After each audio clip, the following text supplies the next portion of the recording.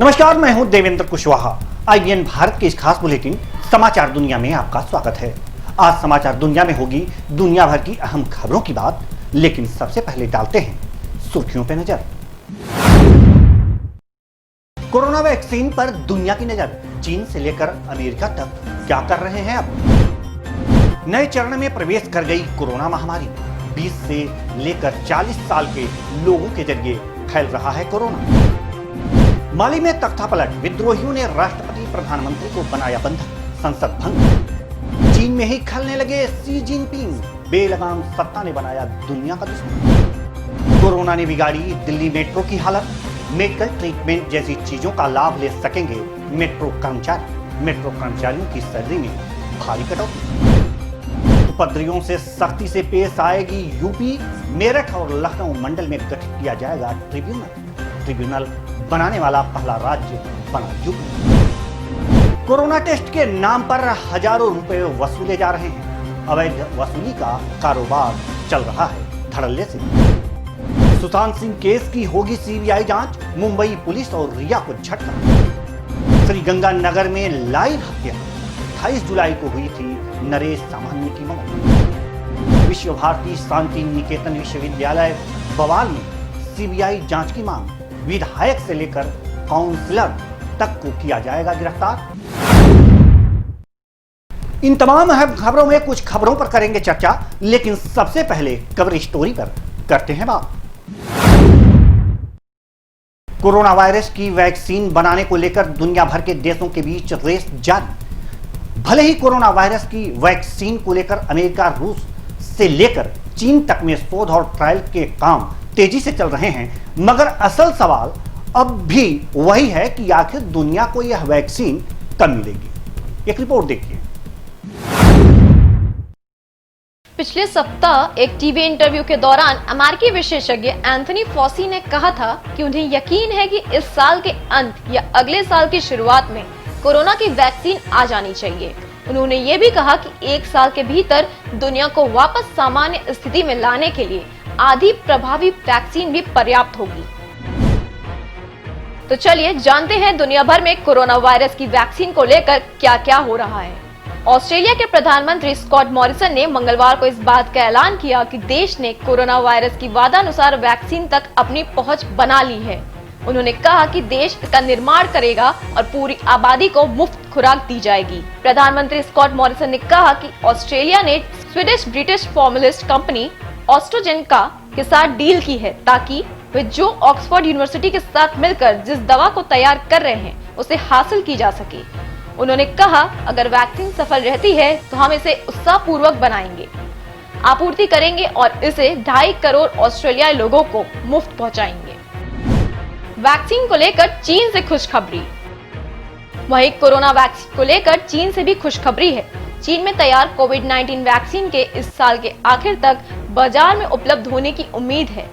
चीन के सरकारी मीडिया ने मंगलवार को बताया कि साल के अंत तक आने वाली इस वैक्सीन की कीमत करीब 10,000 रुपए से ज्यादा होगी। यानी द गुआंगमिंग डेली ने चाइना नेशनल फार्मास्यूटिकल ग्रुप के ग्रुप चेयरमैन लुई जिंगजेन का हवाला दिया है, जिसमें उन्होंने कहा है कि तीसरे चरण की क्लिनिकल ट्रायल और आवश्यक मार्केटिंग की प्रक्रिया दिसंबर तक पूरी करने के बाद 1 यूनिट वैक्सीन का उत्पादन शुरू कर देगी। वैक्सीन का पहला और दूसरा ट्रायल सफल रहा।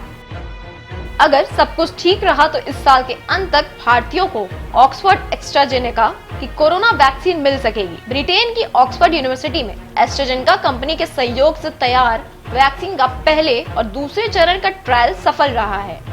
अब इस वैक्सीन को तीसरे और अंतिम चरण का ह्यूमन ट्रायल शुरू हो चुका है। महाराष्ट्र के पुणे में स्थित सीरम इंस्टीट्यूट ऑफ इंडिया इस वैक्सीन का साझेदार है जो इसका उत्पादन करेगी। अगर सरकार इन्हें भी मंजूरी देती है तो ये भी प्रयोग के लिए जल्द उत्पादित होगा। WHO ने वैश्विक समझौते का आह्वान किया।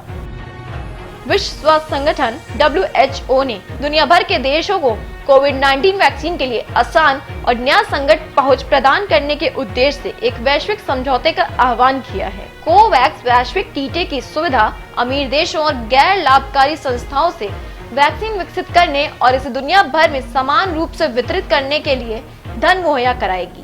CNN की एक रिपोर्ट में कहा गया है कि अमेरिकी बायोटेक्नोलॉजी कंपनी मॉडर्ना अमेरिका की पहली कंपनी है जो संभावित कोविड-19 वैक्सीन के तीसरे चरण की क्लिनिकल ट्रायल की प्रक्रिया से गुजर रही है। इस कंपनी का लक्ष्य है कि करीब 30,000 वॉलंटियर्स को ट्रायल में शामिल करना है। रूस ने पिछले हफ्ते कोविड-19 का पहला टीका विकसित किया। रूस के राष्ट्रपति पुतिन ने पिछले हफ्ते यह घोषणा की थी कि उनके देश ने कोविड-19 का विश्व का पहला टीका विकसित किया है जो कारगर है और रोग के खिलाफ स्थिर प्रतिरक्षा प्रदान करता है। उन्होंने यह भी खुलासा किया था कि उनकी बेटी को स्पुतनिक V नाम का टीका लगाया गया है। हालांकि इसके ट्रायल का तीसरा चरण पूरा नहीं हुआ है और पूरी दुनिया इसे संशय भरी निगाहों से देख रही है। Special desk IBN Bharat. Coverage story के बाद वक्त हो चला है एक छोटे से ब्रेक का। ब्रेक के बाद देश दुनिया की तमाम खबरों से रूबरू कराएंगे हमारी सहयोगी तुलिका। लेते हैं ये छोटा सा ब्रेक। नमस्कार, ब्रेक के बाद स्वागत है आपका। रुक करते हैं देश विदेश की खबरों की ओर। कोरोना को लेकर विश्व स्वास्थ्य संगठन ने एक नया बयान जारी किया है जिसमें हार्ट इम्यूनिटी वाले युवा कोरोना के वाहक हो गए हैं। उन्हें पता ही नहीं कि उन्हें कोरोना है, जो बच्चे और बुजुर्गों को संक्रमित कर रहे हैं। एक रिपोर्ट देखिए। कोरोना को लेकर विश्व स्वास्थ्य संगठन ने एक नई बात कही है। WHO का कहना है कि 20 से लेकर 40 साल के लोगों के जरिए कोरोना वायरस संक्रमण फैल रहा है। सबसे चिंता की बात यह है कि इन लोगों को पता ही नहीं है कि वे संक्रमित हैं। ऐसे लोग बुजुर्गों व रोगियों जैसे जोखिम वाले समूह के लिए गंभीर खतरा बन रहे हैं। WHO ने पश्चिमी प्रशांत देशों में कोरोना के प्रसार को लेकर चेतावनी दी है, साथ ही समूह प्रतिरक्षा को लेकर भी सतर्क किया है। WHO के पश्चिमी प्रशांत क्षेत्र के क्षेत्रीय निदेशक डॉक्टर तकेशी कसाई ने कहा, महामारी बदल रही है। 20, 30 और 40 की उम्र तक के लोग कोरोना वायरस से संक्रमित हो रहे हैं और इनमें से ज्यादातर इससे अनजान हैं। पिछले कुछ दिनों में दुनिया भर में युवाओं के संक्रमित होने के मामले सामने आए हैं। लगभग 1.9 अरब आबादी वाला पश्चिमी प्रशांत क्षेत्र कोरोना महामारी के नए चरण में प्रवेश कर गया है। यह वह चरण है जिसमें सरकारों को स्थायी रूप से संक्रमण के कई गुना तक बढ़ाने की चुनौती का सामना करना होगा।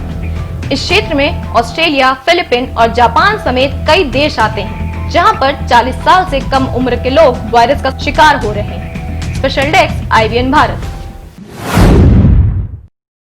पश्चिम अफ्रीकी देश माली में सेना ने देश के प्रधानमंत्री और राष्ट्रपति के खिलाफ विद्रोह कर दिया है। मंगलवार शाम और रात को राजधानी बामाको में विद्रोही सैनिकों ने बड़े पैमाने पर फायरिंग की और वहां के राष्ट्रपति निवास और प्रधानमंत्री भवन को घेरकर राष्ट्रपति इब्राहिम बाउकर कीता और प्रधानमंत्री बाबो सीसे को बंधक बना लिया है। एक रिपोर्ट देखिए। पश्चिम अफ्रीकी देश माली की राजधानी बामाको मंगलवार शाम को अशांत हो उठी। यहाँ की सेना ने देश के प्रधानमंत्री और राष्ट्रपति के खिलाफ विद्रोह कर दिया है। राजधानी बामाको में विद्रोही सैनिकों ने बड़े पैमाने पर फायरिंग की और वहां के राष्ट्रपति निवास, प्रधानमंत्री भवन को घेरकर राष्ट्रपति इब्राहिम बाउकर कीता और प्रधानमंत्री बाबो सीसे को बंधक बना लिया है।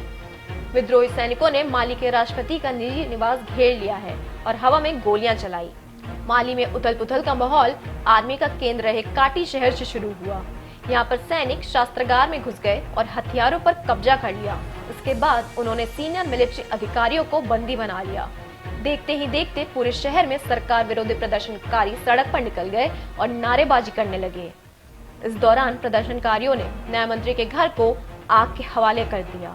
हालांकि इस बीच प्रधानमंत्री ने सैनिकों से हथियार रखने, देश का हित सर्वोपरि रखने की अपील की, लेकिन प्रदर्शनकारियों ने उनकी नहीं सुनी। प्रधानमंत्री ने कहा कि ऐसी कोई समस्या नहीं है जिसका संवाद से हल नहीं हो सकता।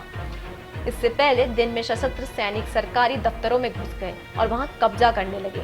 बता दें कि माली कभी फ्रांस का उपनिवेश रहा है। माली में 2012 में भी एक तख्ता पलट हुआ था, तब यहां आतंकवाद की घटनाएं बढ़ी हैं। संयुक्त राष्ट्र विद्रोही सैनिकों से अपील की है कि वे बिना शर्त राष्ट्रपति और प्रधानमंत्री को रिहा करें। Special desk IBN Bharat. चीन के धनाढ्य वर्गों और सीनियर अधिकारी की ट्रेनिंग के लिए बने सेंट्रल पार्टी स्कूल की पूर्व प्रोफेसर ने शी जिनपिंग पर चीन के राष्ट्रपति की आलोचना करने का आरोप है, जिसके कारण उनके साथ चीन में क्या हुआ देखते हैं इस रिपोर्ट में। चीन के राष्ट्रपति शी जिनपिंग को अपने ही देश में अपनी ही पार्टी के अंदर विरोध का सामना करना पड़ रहा है। सेंट्रल पार्टी स्कूल के प्रोफेसर काई शिया ने राष्ट्रपति शी जिनपिंग की उनकी नीतियों को लेकर आलोचना की। चीन के धनाढ्य वर्गों और सीनियर अधिकारियों की ट्रेनिंग के लिए बने सेंट्रल पार्टी स्कूल के पूर्व प्रोफेसर ने शी जिनपिंग पर आरोप लगाया है कि उनकी नीतियां देश को खत्म कर रही हैं। चीन के राष्ट्रपति सेंट्रल पार्टी स्कूल के अध्यक्ष होते हैं। ऐसे में इस स्कूल के प्रोफेसर का राष्ट्रपति की आलोचना करना काफी अहम है। आलोचना करने पर प्रोफेसर निष्कासित। प्रो काइसिया को इस आलोचना का दंड भी मिला। उन्हें सेंट्रल पार्टी स्कूल से निष्कासित कर दिया गया। उनके निष्कासन का आधार एक ऑडियो रिकॉर्डिंग को बनाया गया है।